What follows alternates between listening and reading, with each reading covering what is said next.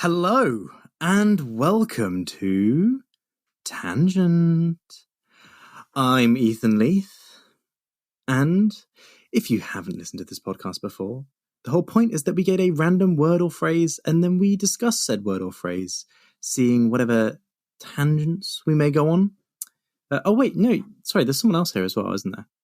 I think. No. Is there? Who's that? No. Who's... No. No. Do you want to introduce yourself? No. This is a weird bit to do. We're like 16 episodes in. This is a weird... They know who we are. We say Introduce yourself. Oh, I'm Brandon, bro. Hi. Thank you. That's Brandon Ilsley. That's me. As always, you can find us in all the places that you'll listen to podcasts, except for Podchaser and iHeartRadio or something like that. I can't remember. That's never you can funny. submit any prompts to tangent.buzzsprout.com or no. What? I'm really... What? Fuck. Tangent.buzzsprout.com. Hang on.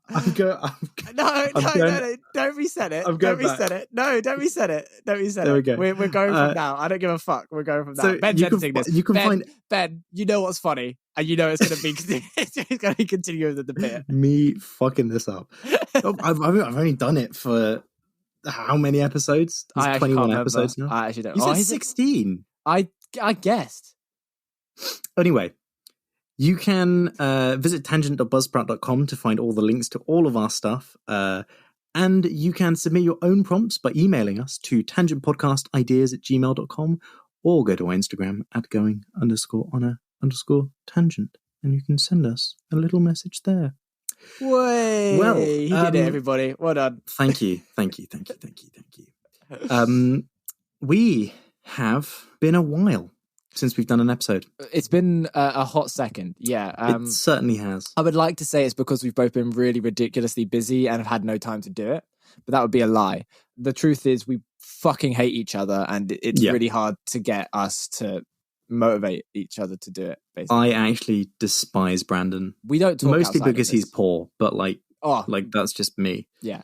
I don't like Ethan because of his stupid fucking face, but that's just me. Yeah. That's why I get plastic surgery every week. Just for me. Just for you. Every week. What are you changing every week? Sorry, wait, what? The length of my nose. You're just shortening it and lengthening it every day. I'm just waiting till you notice. We have a new editor as well. We do. For this episode. It is a Mr. Benjamin Payne. And you may remember him. Yeah, keen listeners may remember who that is. Yeah. We're not going to tell you who it is, but if you're keen, you might remember. Or if you know us personally, which is you'll know who it is. Probably very likely, actually. You know us personally. Yes. If you don't know us personally and you're listening to this, thank you. Hey, I'm actually flattered. That's quite nice. I'm sure there are some people that are out there. I'm sure there's at least one. There's at least one. And to that one, thank you. Thank you for joining us. But Brandon, you had some fun news, didn't you? Potentially. Did I? Yeah. Your career's taken off. Oh, I wouldn't say that. Yeah, no, I found out I got a role in a student film. I know, gassed. It's a lead role. Very gassed for it. First role outside of university. It is one from one of our uni friends. But yeah. I mean, what I'm not gassed about is having to take time off of work. I had to book a whole week's holiday for it. Sounds like you need a new job.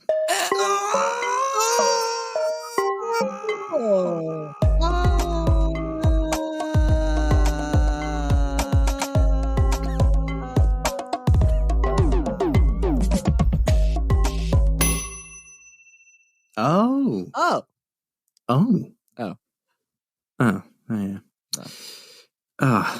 Well, Brandon, do you know what time it is? About 7:30. You're so off. They don't know that. They don't know that. They don't know that. Yeah. At the point we're recording this, it is currently 7:57. Do you know why I say 7:30? Because I have another clock in my room that is broken, and it's at 7:30. I mean, it's surprising that the broken clock is not too far off. Yeah. But anyway, it is time for the prompts. What is the prompt? Are you ready for the prompt? What is the prompt? hate this one. The prompt is James Franco Salami.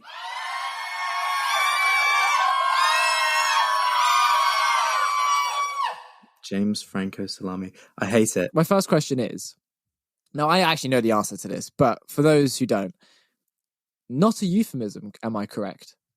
No, it's not a euphemism. Real thing. Yeah, I told Brandon about this. We were looking through our prompt list and I'd seen this one. And it really pained me. Yeah, mostly because it was our only prompt. Tell the kind. But don't spoil it. No, it's not. No, it's not. Yeah, it isn't. I'm pretty sure we have at least one other prompt. I'm pretty sure we have one, maybe two, but I think it's one. Anyway, that one was from a Buff Bogo once again. Buff Bogo once again. Thank you very much. Buff Bogo once again. Thank you again, Buff Bogo. So the James Franco Salami. And I was talking with Boff the other day. No Boff personally. Yeah. About James Franco Salami. And it's not pleasant. What is basically it, there's a company, as far as I understand, there is a company that is trying to get James Franco to sell them his stem cells so that James Franco can then be turned into James Franco meat, so that they can use his stem cells to grow meat and make James Franco Salami. I actually love it. I love that we've got to a point in society and in the world where it's an actual plausible proposition to ask someone for their DNA because you want to grow chunks of them to sell as food. We're in that moment in reality, and it's insane. Damn it. Why could we have the 50s future where everything was shiny? I want the 50s future because everything's in tubes. We travel in tubes and like Futurama and flying cars and shit. I would, yeah. I would much prefer that to the future we're currently having because I hate the idea. You know, I feel like there's so many other things that technology could be put to good use for, other than making James Franco into salami. I mean, I'm positive stem cell research is actually for medical science improvement. But obviously, we have to stem cell. So again, for those of you who don't know, stem cell research is the study of stem cells. Stem cells are little cells in your body that have stems. Yeah, that's literally, they're like stalks. No, they have properties either omnipotent or pluripotent. So basically these cells have the ability to turn into almost any other cells, depending on which type of stem cell you get. Omnipotent cells can turn into everything. I think it's polypotent or pluripotent can only turn into certain things. And so skill issue. So basically it's a skill issue, yeah. Basically this research is done for being done to help cure diseases like Huntington's or motor neurons, Parkinson's, heart conditions, shit like that. Really cool, really top of the latest. But the fact that all of these things are being done, and then somebody went, you know what else we could do with this? You know what else I really want to do? I really want to eat James Franco. So what I'm going to ask for is Army Hammer who? It really is. It's just everything was secondary to this goal. Fighting cancer, Parkinson's, Alzheimer's, fuck that. James Franco Salami. That's every single medical discovery. We went through leeches. We went through trepanning. Holes in the head. I found this out the other day. Right.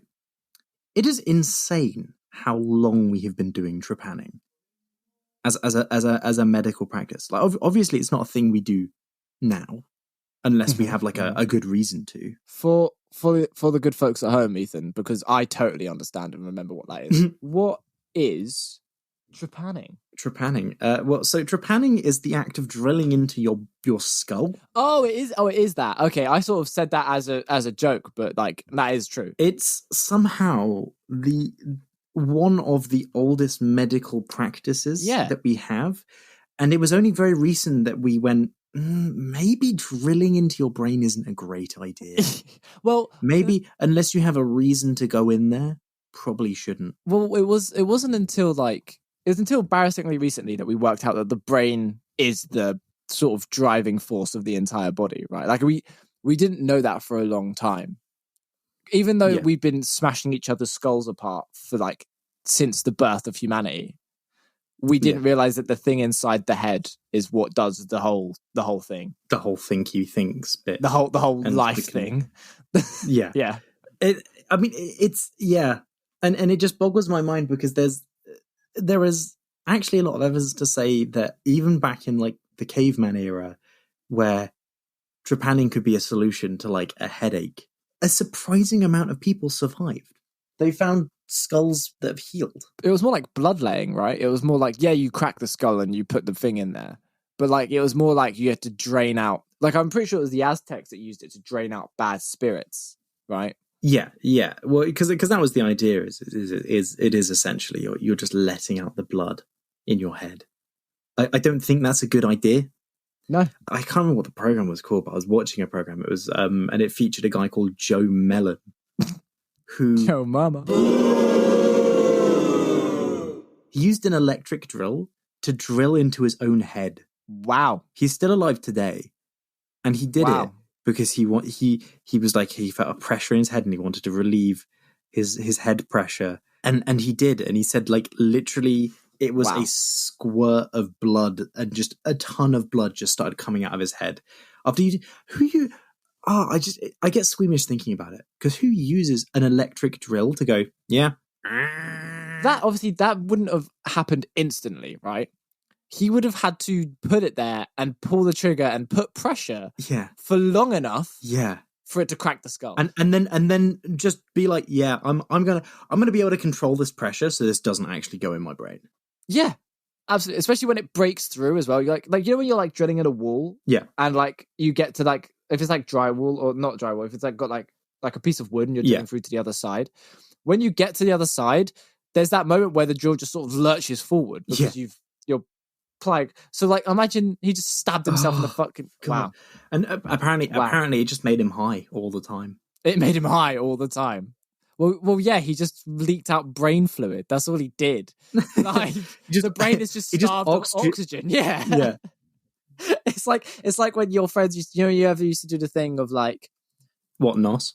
Well, sure, but more of the you wrap your arms around like yourself. Are you talking about the pass out challenge? The pass out challenge, yeah, exactly. Yeah. Did you ever do that? We used to do that in school for fun.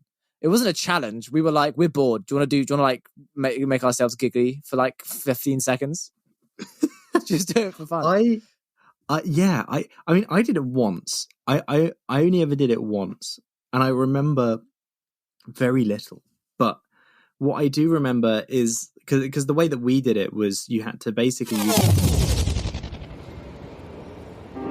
Nope. Sorry. You're not getting the method on how to do the pass out challenge. This is Ethan in post with a bit of a disclaimer to basically say, do not attempt the pass out challenge or any other recreational activity that could deprive your brain of oxygen.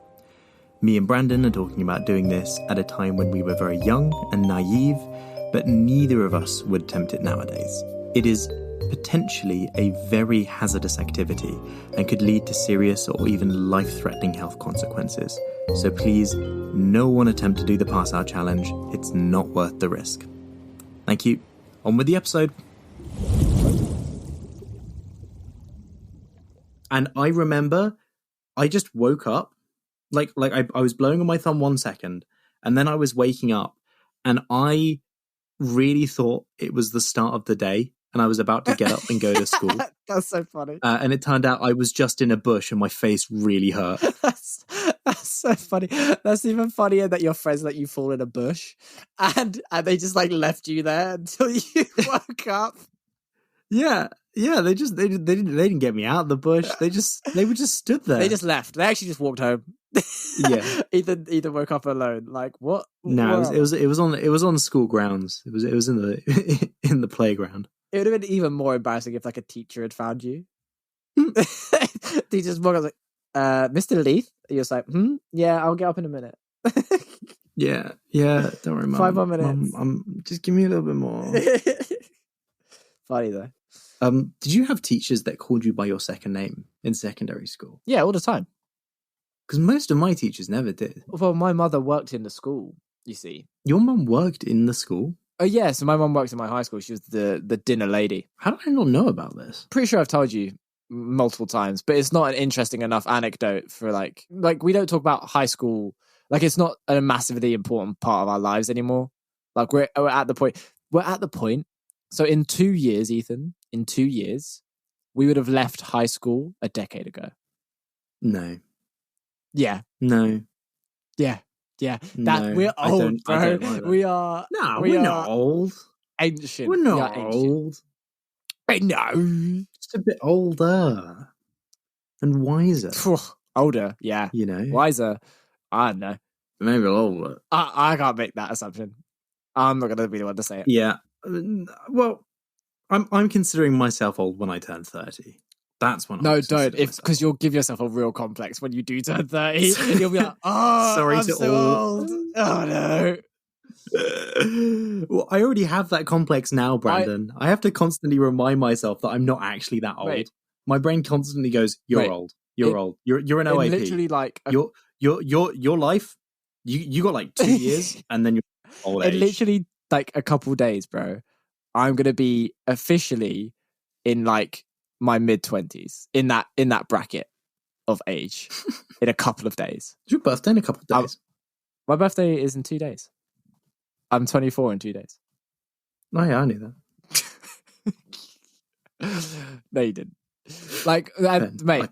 I beg you, please save me from this one. Edit this one out. No. My sisters and brother barely know. You know what I mean? I'm one of those. I don't really make a big deal of my birthday. Yeah. I'm one of those people. I don't like. You've always been somebody who's really kept it on the down low. Yeah. Like I don't think I've ever. I'm pretty sure every other time my birthday has happened, like you've gone, well, how old are you? And I'm like, oh, like my birthday was like last week, and you'd be like, oh. Hey Siri. Set a reminder. Wish Brandon a happy birthday on the 4th of April. Yeah. Also, we can't say Siri. That's copyright. I can say Siri. Okay, I've added wish Brandon a happy birthday. Thank you. Just in general, no specific date. It's just gonna be like tomorrow. Also, I can say the word Siri even though it's copyright because that would make Googling stuff very difficult to mention. Yeah, but you don't Siri things, do you? No, but like I can mention a thing exists. That's what you think. Wait till Disney get their hands on Siri. That'll be a whole thing. Have they extended that? I don't actually know this. I feel like you would know. So obviously Disney has a habit of extending their copyright on everything because they're of a company. And obviously Mickey Mouse was about to enter. Well, the original licensing for Mickey Mouse was about to enter public domain. Have they extended their copyright on that or no? It lapsed for the first time in Disney's history. They lost copyright on something. Or at least I'm pretty sure. I'm going to very quickly double check that.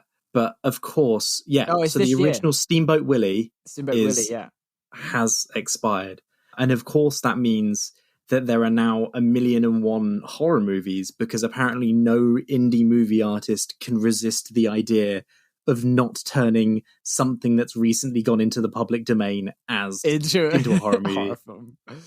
Well, I'm fearing for when Tolkien's estate gets put in the public domain, man. Just the amount of knockoff shit, Lord of the Rings crap that's going to come out. God, I mean, people are already doing that. Brandon, that's called Dungeons and Dragons. I'll have you know. It may be a knockoff, but it's not shit. Well, but here's the thing. I'm excited for stuff like that. Like for D&D or for for D&D to stop calling them halflings and start calling them hobbits. Would be really fun. Yeah. That's great. I like that. But I'm not excited for like the Frodo keychains. You know what I mean? And just the shit merchandise that's going to be dropped of just random D&D, random Lord of the Rings stuff. Yeah, well, I mean, I think I'm in two minds myself because I mean the original purpose of copyright was just for the person. It wasn't for the intellectual property. So you'd have copyright over it for, I think it was 40 years originally, or something It like depends. that. It's something like 60 or 40 years post mortem. Yeah, but I'm talking about originally it wasn't post mortem. Oh, really? Oh, okay. Originally, it was just flat from whenever that was created, it would enter the public domain 40 years after that point. So it didn't matter if the person had even passed away. But the idea being is that the person who created the original work would have the time to glean as much as they would realistically glean from that work. And then so like everybody else gets to do the creativity. Yeah. And so it's like, it was kind of like an anti-gatekeep thing, like the reason it had a limitation was so that somebody couldn't then gatekeep ideas in general, and then everybody gets to be creative with it because, there'll be, like, when Lord of the Rings enters public domain, there'll be tons of shit, but also there'll be tons of great stuff, You think about how much good stuff came about from, like, Brothers Grimm fairy tales and things like that, where, you've got loads of shit interpretations of it, but that is literally Disney's whole basis for everything was that. Yeah, true. But yeah, but then, like you said, and then Big Dick Disney got involved and was like, I can extend these to like a ridiculous amount of time. Yeah. 80 year, fuck you. 80 years of fucking control. And I am so, like, when that actually finally entered the public domain, genuinely there was like this little weight that I felt lifted in my chest. I sound like a dickhead. I take that back. No, absolutely not. I also was like, yeah, fuck you, Disney. Yeah, it was really like, well, it's just like you. Good. It's just like a nice thing because now they can't gerryman is the wrong word. They can't like Jerryman. They can't Jerryman. Tom and Jerry. That's the thing. I think Tom and Jerry is public domain. I don't think so. Is it? It's an old ass cartoon, bro. It's a really old cartoon. Public domain. January 1st, 2036. That's actually not too far away. No. Brandon, yeah. I think we should make I've had this revolutionary new idea. When that comes out into public domain, I think we should make Tom and Jerry into a horror movie. I don't think anybody's had this idea before, honestly. So I've just looked it up. The Tolkien estate should become public domain. The copyrights expire January 1st, 2044. Oh, really? Yeah. But don't forget. So Tom and Jerry comes into the public domain before Tolkien's work. Well, now here's the thing. Because don't forget, in the 80s or the 70s, I think it was, half of the the 80s, half of the Tolkien stuff was sold to various other companies and stuff. I can't remember quite what specifically, because that's how Amazon Prime got some of the rights to do Rings of Power, but the reason why people hated it is because they didn't have all the rights to do the whole shebang, so they had to they basically changed a bunch of shit, and obviously us nerds don't like when you touch the source material. Yeah. But yeah, I think The Hobbit might expire slightly sooner. Yeah. But, I mean, this is exactly why I think that I get it with some things, but I do think that you can't hold on to copyright forever. There's this feeling like, let's do it forever. But it's like, why? Just, you make money off of it, but you stagnate the entire pool. Like, Jesus Christ, Disney, I get Mickey Mouse as your figurehead, but do something new. I'm bored of him. I'm bored. Put him away. Yeah. Get rid of him. Yeah, I agree. Just, could you imagine? It expires after 40 years, boom, they get a new mascot, keeping it fresh. Well, mate, imagine if Disney lost all their IP now. They'd be so fucked. All they're doing is making shit remake after shit remake after shit spin-off. If they lost their IP, they'd be so fucked. They haven't had an original movie come out in 20 years. But Brandon, if they had have lost their IP in the first place, oh yeah, they would have had original movies in come that out. Position. Yeah. They would have had to have made probably better movies. Yeah, I agree. But it's just I hate the state of creativity in big kind of companies at this point. I mean, it's interesting because I feel like what's happening with movies is the same thing that's been happening in games for ages, which is that nowadays in video games, I'd say actually for the people who play games regularly, most of the market share is going to be indie games. You know, most of the games I have are indie games. But don't forget, that's for PC gamers, and most people that game or casually game are console players, meaning AAA titles are there. But it's true. Yeah, that's people who play COD and FIFA. Well, yeah, but we don't count anyone who doesn't gamers. play COD or FIFA. They're going to be playing some indie games. Maybe. I don't know though. Again, I don't play COD or FIFA. FIFA. But I'm currently playing Ghost of Tsushima. So yeah, that's an indie game. It's not. It's made by Sucker Punch Studios. It's nowhere near an indie game. Yeah, it's pretty indie. Oh yeah, and then next I'm gonna play fucking play the new Jedi Survivor game, indie game. Yeah, that's pretty indie. Pretty indie. Well, it's for me, I guess I play a lot more kind of indie stuff or things that started it's PC, indie. Innit? Yeah, well, yeah, because I play City Skylines and Don't Starve. Indie is definitely not. City Skylines is not indie anymore. No, not anymore, but it was when it came out. We could say that about a lot of things, really. Yeah. I'm trying to think now. It's all good until it becomes publicly traded, and then it gets shit. I think there was a real moment. I've said it. I agree. I completely agree. As soon as it turns for profit, it becomes awful. Yeah. For awful. Just always. Yeah. Always. Yeah. But, which is what happened to City Skylines 2. Yeah. Well, it's what happens to all of the good games that then... Well, okay. For example, and I know you don't like talking about Five Nights at Freddy's because you don't give a fuck, right? But, dude, I was a FNAF. There's no way we're only just now finding out that me and you were massive FNAF fans at the same time. I used to watch so many videos about it, bro. Game Theory? Yeah, I didn't all the care. time. I'll tell you what. The reason I ever watched Game Theory, I didn't just watch the FNAF, but the reason I started was FNAF. And yeah, dude, actually, I hated FNAF. It scared the shit out of me. Oh, that's true. There's a few things that even we now... played around your house and you were such a...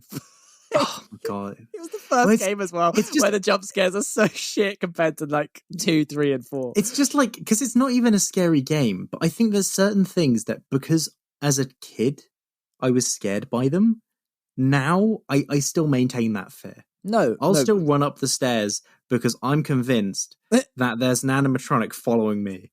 Well, and I'm 24 this year. Well, no, but you say it's not scary, but it actually is. Five Nights at Freddy's done a real good job of creating atmosphere with so many limited resources, and it actually. And I was thinking about it the other day. It spawned a whole genre, an entire genre of horror, and games and movies and creatives and FNAF was a machine that it was insane. And I think now it's made by Steel Wool because Scott sold up some of the rights and made it. And look, I'm not saying Security Breach is bad. I'm not. I am because but it's not a bad game. It's just not. Have you watched? I watched somebody playing it trying to do a glitchless run.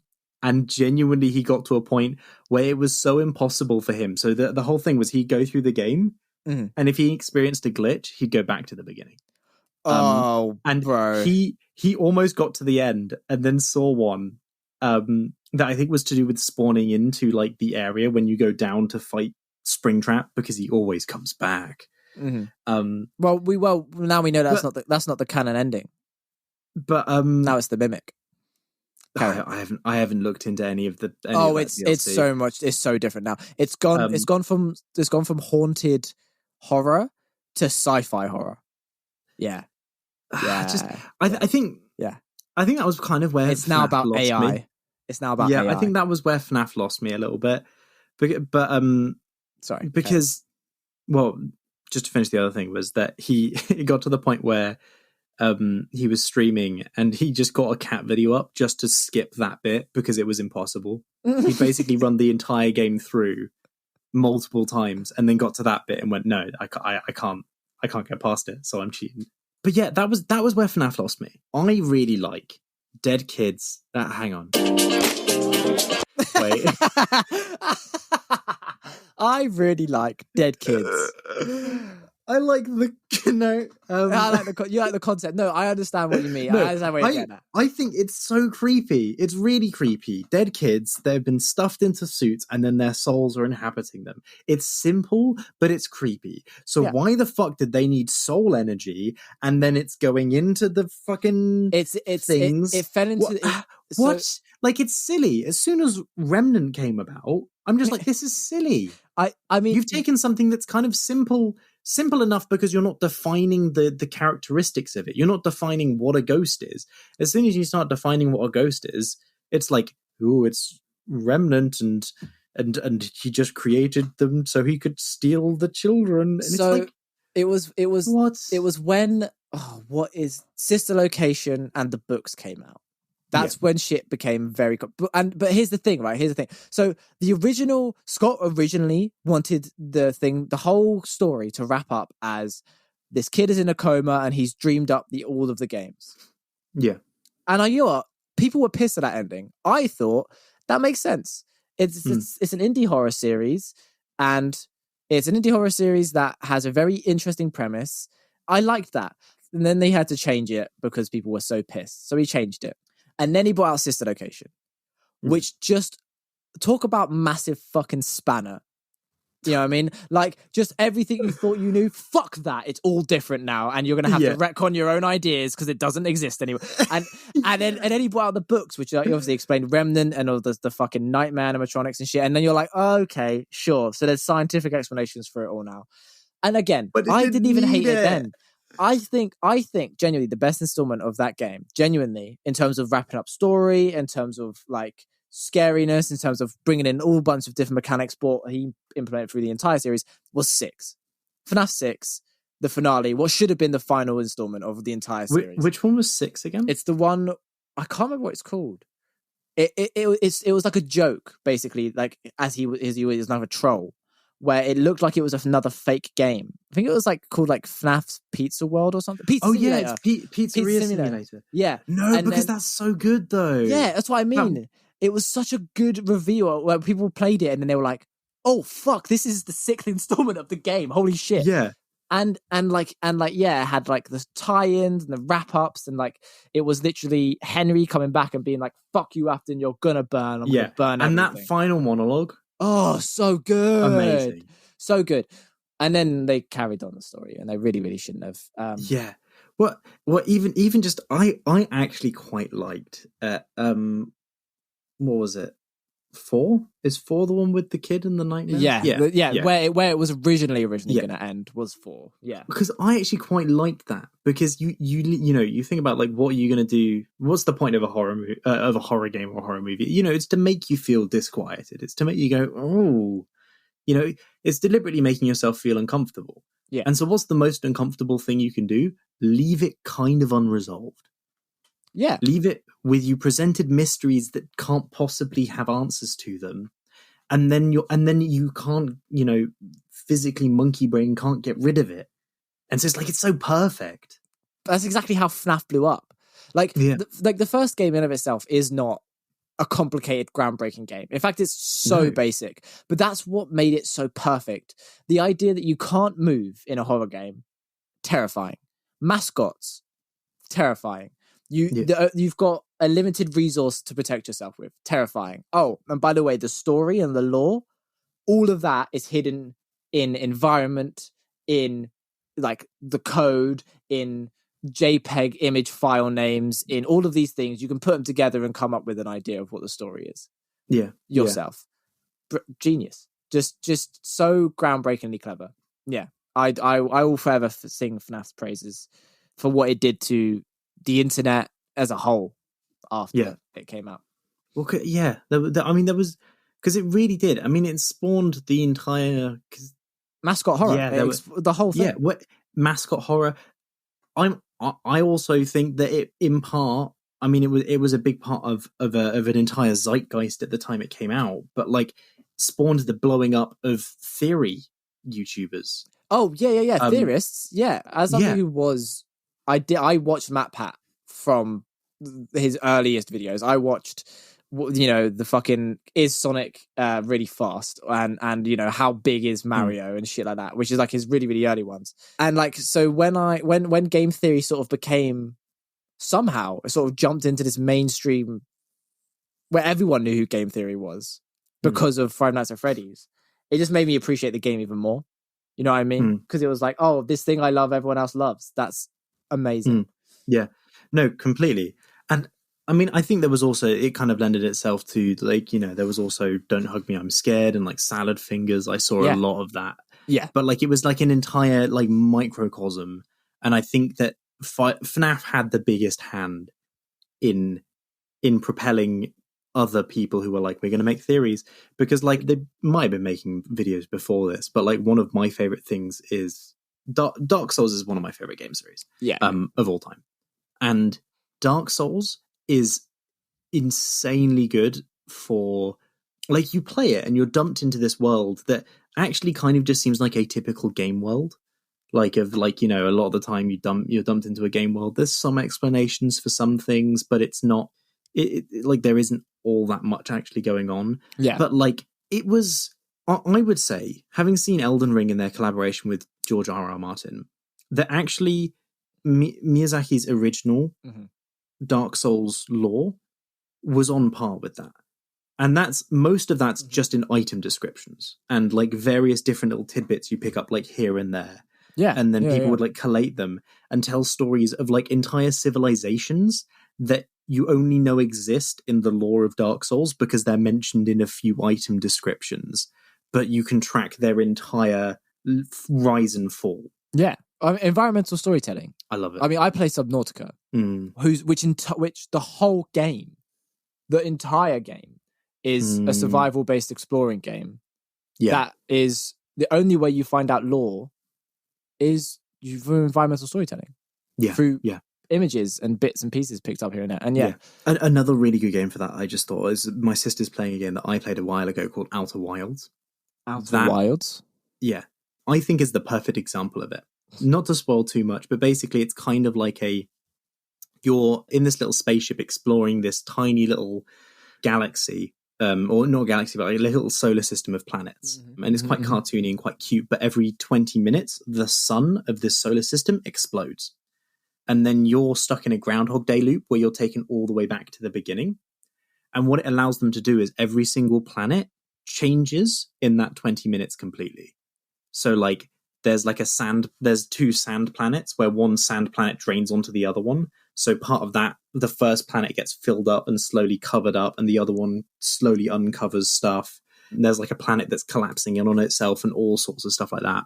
And you can finish the game from the very beginning. From the moment you start it, you have the ability to finish the game. But the thing you don't have is the knowledge on how to beat the game. And so the entire game is just you're flying around planets with the environmental storytelling and everything, figuring out how do I fix this time loop that I'm stuck in. And it's all environmental storytelling. And it's all actually you learning this stuff, which I just think is so cool. That is really cool. I do like that. That's quite cool. Recommend it. Play it. Planets. It's on PC though, isn't it? Play Outer Wilds. No, it's on console. Is it? Console. Yeah, maybe I will. It's on PlayStation. Anyway, mate. Play Outer Wilds. Play Subnautica. Yes. And Dark Souls. And FNAF. Go back and revisit it. You'll have fun. Yeah. Trust me. Just don't play Sister Location. Watch somebody else play it. Sister Location's actually fun. No. Do you mean Security Breach? I mean Security Breach. Yeah, and definitely don't go buy the DLC. No. Watch somebody else do that. But Brandon, have you enjoyed our conversation about the James Franco Salami? I have enjoyed our conversation about James Franco's Salami. Good. I mean the fruitful. James Franco Salami. Sorry. Yes. I was talking about his penis. Oh. Yeah. I mean, like, I was thinking about it.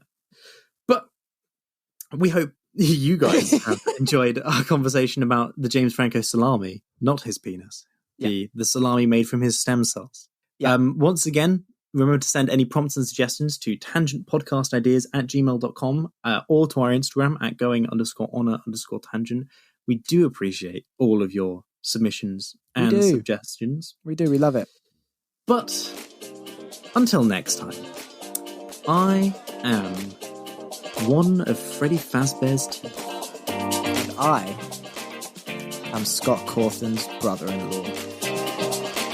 We'll see you next time. Bye!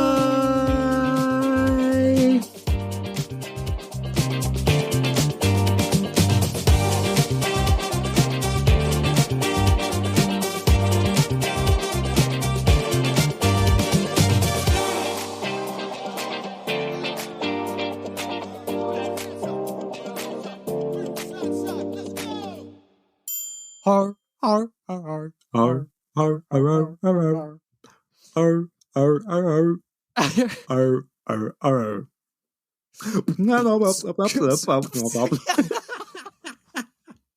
Same idea. Yeah. Same idea. Hive mind. Hive mind.